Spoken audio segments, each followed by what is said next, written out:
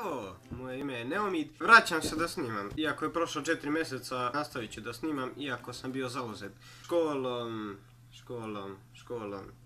i ostalim stvarima. Više školom nego ostalim stvarima. Nastavit ću da snimam i sad kanal, kao što znate, promijenili smo, ne snimamo više gaming. Sad, razmišljao sam šta možemo da radimo na ovom kanalu, da ne izumre, da nađem nešto dobro. Sad, fora je, ne želim da snimam šta ja hoću, nego smislio sam, došao sam na ideju da snimam šta vi hoćete. Samo mi dajte neku temu, šta god želite da snimam i napišite u komentare. I svaki put, za svaki sljedeći klip izabrat ću komentar koji ima najviše lajkova ili onaj koji ima najviše odgovora ili ostalih stvari. Ne mora da znači da drugih komentare neću, ako mi se baš vidi komentara, nema baš dosta lajkova. Možda to bude ideja nekog drugog klipa, zato nemojte da mislite da ja neću izabrati vaš komentar zato što nemate lajkova ili ostala stvari. Ali reći samo da znate da nastavljam da snimam. Te teme mogu biti šta god želite, od igrica do youtubera, do nekih priča, događaja, sve živo, šta god želite, samo da ne bude nešto uvredljivo, seksualnog sadržaja i ostalo, pošto nisam peder, ali nema veze.